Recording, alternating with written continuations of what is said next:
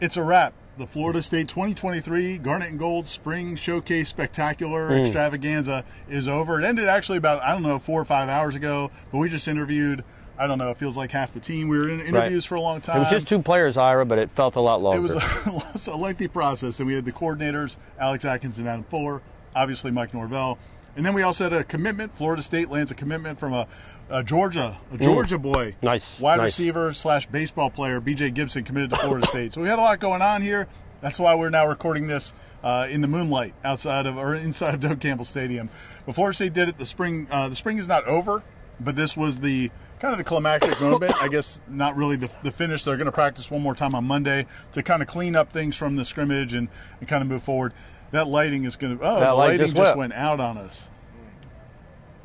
We're going to keep going. Nothing's stopping us. We're fine, man. It's the dust. It's the gloaming. We also have a thunderstorm about to hit. That's fine. Let's do it. Let's go. We're in it. Let's go. We're in it. We're here. What were some of your takeaways from the spring showcase, Corey? I don't know. Jared Verse was impressive. There you go. There's something. That's about it. Yeah, but he was obviously but we're back with the lights. They had a real hard time blocking him. Overall, like, what were you looking for? Because I don't know exactly what I even came into this looking for, because they are so experienced. They don't have that many holes to fill. They don't have that many position battles, honestly. So it's not like I was looking for a ton. I led my story with it. The one thing you didn't want is a rash of injuries, and you didn't get it. You got away kind of scot-free injury-wise from the day, at least, and that's a really good thing because you've got an experienced, talented team. Yeah, during the week, as we were trying to come up with content leading up into the spring game, that was one of the questions we had, and I actually almost started writing a story about it, and I was like, you know what, I'm not writing a story about this because there are no big questions. The biggest one you could manufacture was, is there a number 2 wide receiver in this team? Right. I think you felt like we already kind of knew it was Kentron Portier, especially with Micah Pittman not available and Winston Wright still coming back into form. Right. And today was an exclamation point on the spring of Kentron Portier. I mean, he had a really nice day again today. Yeah, he had 3 for 63, but it's not just the numbers. It's that first catch he made down the sideline with A.J. Duffy throwing. It's like, that's an NFL catch, man. The explosion to go get the ball, the hands, the run afterwards, that was a big-time play. And then, he had the 21-yard catch where Jordan just threw a beautiful ball. But it was just a beautiful ball, but like I think Aslan said, or you might have said in the press box, it looked like it might have been overthrown. Yeah, and he went and got it. He made a nice adjustment and went and got it. And then he also had that block on the Toafili run that excited Norvell more than anything. And yeah, I think that's, you got Johnny Wilson. He wasn't out here today, but what'd you need to see from him? He's 6'7" and scores points. I mean, makes a lot of tough catches. We know that.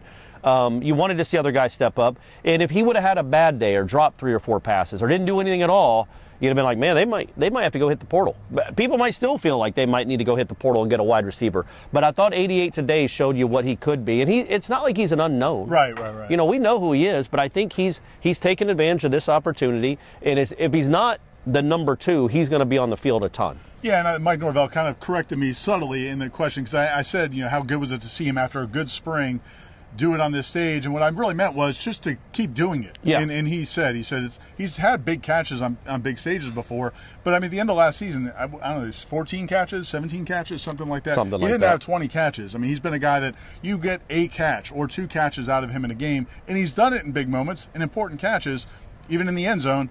But again, he's stacked it day after day, really this whole spring, and then to do it today. But then also, we wanted to see, I think one thing a lot of people wanted to see was the young guys.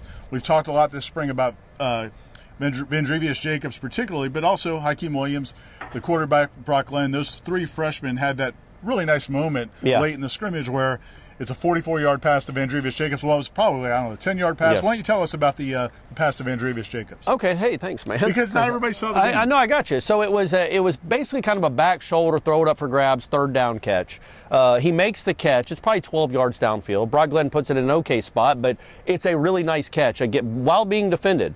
And then he shrugs the defensive that I think was Floyd. Quindarius Jones. Oh, was it? Oh, yeah, it was. You're right. It was Quindarius Jones, a good player who had an interception this game.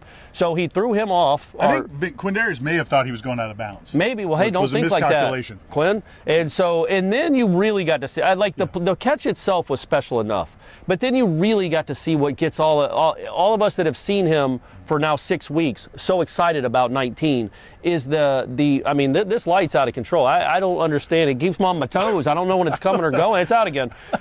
Every time Aslan adjusts the camera it to goes the out. light, It's goes fine. back out. It's back now. And out again. Okay, we can't play this game, can we, folks? So, you know, watching him with the ball in his hands, that play, right, after that catch, that's what gets you so excited. I'll be honest, I mentioned this on the post-game show with Gene and Tom. I'd like Jordan Travis to come up with another comparison for Vanderabius. DJ Matthews. DJ Matthews. Let's aim a little higher. I love you, DJ. Hey, when Jordan Travis came here, DJ Matthews was the guy. He was the standard. You know, Gene compared him to Peter Warwick. I'd take that one better. I mean, I get it. We got a ways to go, but you saw the explosiveness, you saw the speed, you saw the wiggle, as well as the ability to just go make a play that isn't normal. But if you were comparing him to a receiver who's had those skills here in the last 7 or 8 years, DJ Matthews is probably the best option. I guess so. For a receiver here. Yeah, sure. But we want him. We aim higher than that now. DJ, again, love you, buddy. But I think you saw just a glimpse. It was the only real play he made, and they tried multiple times. But that one play showed you what had us all so excited. And then Hakeem with the 6-yard touchdown on the very next play. But I was more impressed, obviously, with that one play by Vanderabius, because that's who he is. That's who he's going to be, I think, in my opinion. That was not a normal play, and that was a big-time play. I think a lot of people have been, you know, we've been writing a lot about the offensive line, the defensive line coming into this throughout this spring. I don't know that we really got a great look at what you've got. I mean, I think Aslan asked Atkins, you know, about that after in the press conference about, like, what do you actually have there? And it's hard to know. You know, the guys that were, you know, you have Julian Armella, you know, Bless Harris, those guys filling in. Robert Scott's not available. Maurice Smith did play, but some other guys didn't play. So it's just it's hard to really know what you've got. But overall, the defensive line continued to look good, just as they have all year. Yeah, I mean, that's the straight. That front defense, the starting defense of line is going to be really good all year if it stays healthy. And that was on display again. Not for a long time. They went with a lot of backups and everything else. But when you saw 14 out there, when you saw 5 out there, those guys are tough, really, really tough to block. And then I also thought, I thought it was really interesting the way they talk about Kalen DeLoach. Yeah. Really interesting. Like, something's there, man. Like, because they don't just talk about the plays he makes, they talk about his leadership and how much they want to see him become a leader because they think he can be that leader. And it feels like sometimes they're wanting more from him than he's giving. That's what I was going to say, and I actually kind of asked Fuller that, and he really didn't kind of give it to me. But yeah, that was the same vibe I had. Kalen DeLoach had 2 turnovers that could have been touchdowns today. He had the fumble definitely would have been. Right. I think Ja'Kai Douglas is going to track him down. Maybe Ja'Kai doesn't make the make the tackle, but Ja'Kai was on his heels when they whistled that one dead after the interception. But yeah, an interception that might have gone the distance, and he had a fumble recovery that almost certainly would have gone the distance, and he forced the fumble. He was in on both. He forced it and recovered it, and I think that was the sense you were getting from listening to Norvell and Fuller talk about him. Is Kalen DeLoach has made a lot of plays, but you get the sense they want even more. They think he could be a dominant football player. When I asked Fuller that, he didn't really bite on it, but that's the vibe we got. Right? Yeah, I think they just want him to be an impact player all the time. All the time. And you think about, you know, I was telling Tom and Gene this. I think at the end of 2021, he was the second best player on the team, probably, at least on defense, behind Jermaine Johnson. He was really good Florida at the game, end. He was great. Yeah. Well, maybe Jamie Robinson, so maybe he was the third best player on the defense, but still, he was really good. And then he was really good against LSU. He was all over the field against LSU, and then he kind of it just seemed lackluster from there. Not horrible, but nothing special.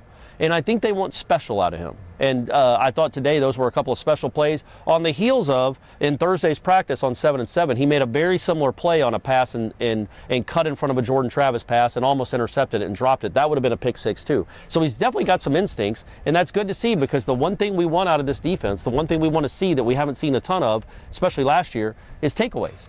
Aslan, you want my phone too? Aslan's got his phone, he's got his burner. He's trying to give us some light. We're going to wrap it up here soon. One more thing, the last thing I want to talk about is, you know, Tate Rodemaker. I think we've come into the spring and coming into the spring game feeling like Tate Rodemaker's your clear-cut number 2. A.J. Duffy's come around. Brock Glenn is good. You don't mind too? Yeah. I feel like just a good Aslan or not? Okay, we're at the Kiss concert and they're playing Beth. Oh, there you go. There's a reference. There we go. Thankfully. But anyway, so they, you know, I think it's been pretty clear Tate's been the number 2.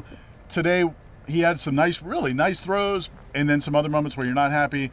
Duffy looked, I thought, pretty good today overall. And then he did what he did. But then he has a mistake. Yeah. But I thought Alex Atkins afterwards, the last question of the day was asked, I think Christine might have asked him about the quarterback number 2 competition. And Alex Atkins said, I think it's going to be a lot of fun. That's an interesting comment when you've got a fourth-year junior in Tate Rodemaker, a redshirt freshman in A.J. Duffy, and a true freshman in Brock Glenn.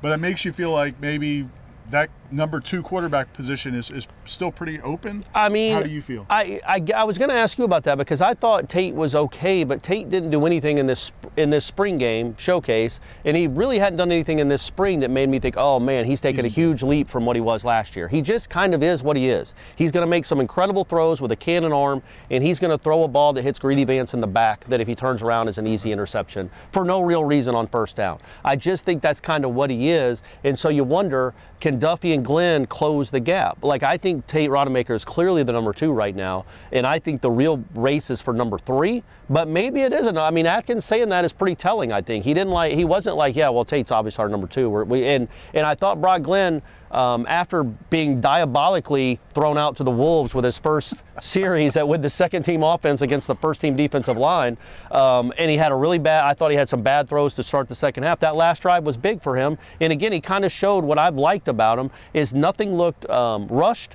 Like maybe he should have rushed a few more times, but he's very calm. He trusts what he sees. He throws with conviction. Now he threw it a couple every throw's not perfect yards over Hakeem Williams' head, but the decision seemed right, which was good to see. And I thought Duffy honestly looked as good as I've seen him look since we've been watching him here at Florida State until he threw it right in the middle of the 1 and the 6 on Quindarius Jones's jersey. After converting, I think 6 third downs in this game, which is a lot, man. 6 third downs in a spring game is a lot. Some running, some throwing, some really nice plays. Then he threw an interception right to him. So I think there's some talent there. There's a lot of stuff to work with. Maybe being the leader he is, he was just trying to pick up Q-Dog after giving up the long pass to Van Travius. No, it came before the long pass. I like the idea, though. I like that. Yeah, that's what Jordan was doing with Deloach, though. For sure, like, hey, Kalen, we need you, man. We need you to be a leader. Here's a pick. All right, we got plenty of coverage coming at warchant.com. Corey's observations are already up on the site. Go read those. We got plenty of videos and interviews. Storms are coming. Storms are coming. Yeah. We'll have more coming. They're practicing again on Monday. There's more recruiting coverage. Check out warchant.com and stay dry, everyone. Please, just stay dry.